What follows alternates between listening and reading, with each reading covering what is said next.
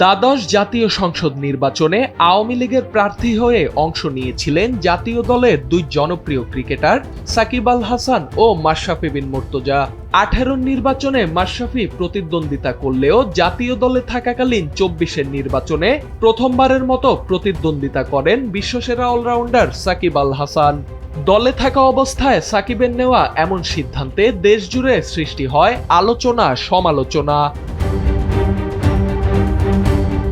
18 আর 24 দুই নির্বাচনেই মাশরাফি সাকিবের প্রচারণায় অংশ নেন জাতীয় দলের বেশ কিছু ক্রিকেটার।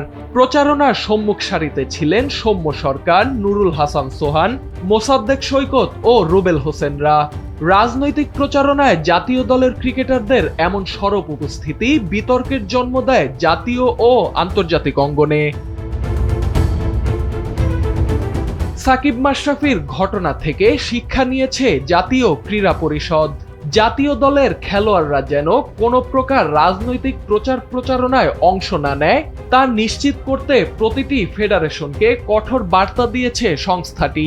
24 নভেম্বর দেয়া এক চিঠিতে বিষয়টি নিশ্চিত করেছে ক্রীড়া পরিষদ।